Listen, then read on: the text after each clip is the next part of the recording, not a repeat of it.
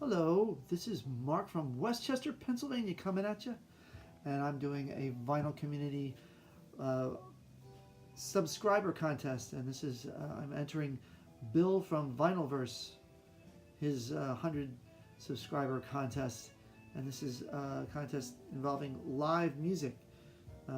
First thing is to say what your favorite live recordings were, a live experience with music in a concert, and finally, who would you have liked to have seen live that you didn't get a chance to see?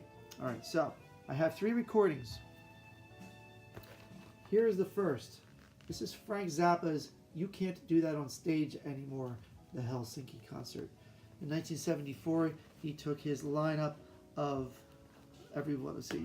We have Chester Thompson on drums, George Duke on keyboards, Ruth Underwood on vibes, Napoleon Murphy Brock on saxophone and craziness, and Frank himself playing in Helsinki, Finland. This concert with all of these tunes was phenomenal. The playing is wonderful. The sound of it is gorgeous. I heard it first on CD, found this live vinyl recording, found the recording on vinyl. That's what I'm trying to say. Here are the liners if you want to freeze that and take a look at all the little details. This is probably not easy to find. I only found it a few years ago on, this was eBay. Worth checking out, people. All right. What you're listening to now is my other favorite live, big favorite of live recordings, the Dixie Dregs, Night of the Living Dregs. This album was their 3rd album. Half of it was studio, but half of it was live. These tunes here were live.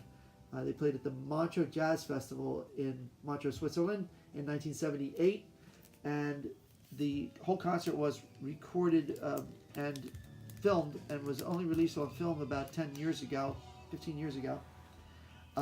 This is phenomenal playing. It's phenomenal sound. Ken Scott did the producing of this album. It was nominated for a Grammy for Best Rock Instrumental, to be beaten out by Paul McCartney and Rockestra. I mean, I love Paul McCartney, but I mean, this is like, I'm not going there. Okay, next.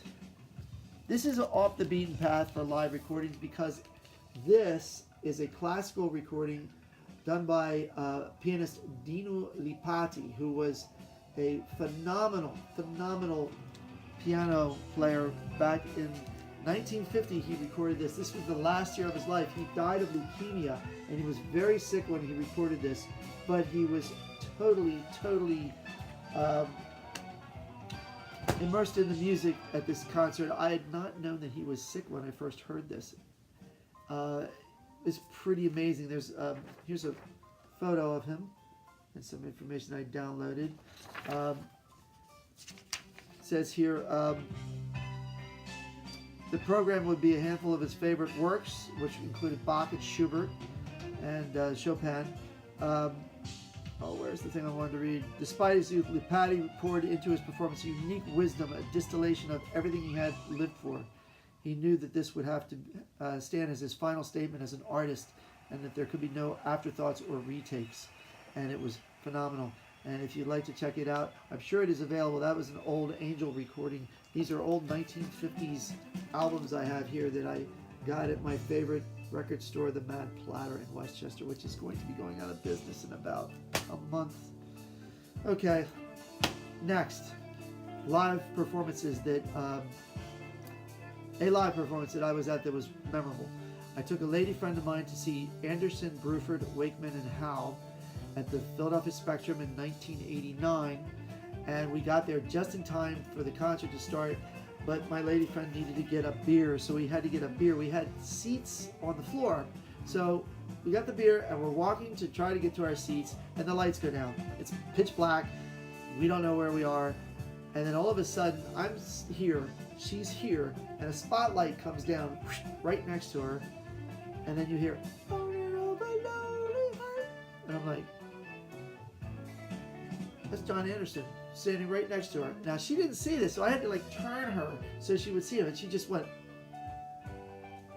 and he started walking towards the stage singing this a cappella version, and she's following him in a trance, and he turns off this way, and she turns off this way, and I pull her so that she doesn't go up on stage with him because she would have.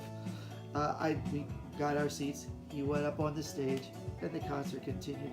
That was memorable. Also, I had a number of memorable concerts watching the Dixie Dregs play. They were my favorite live band by far.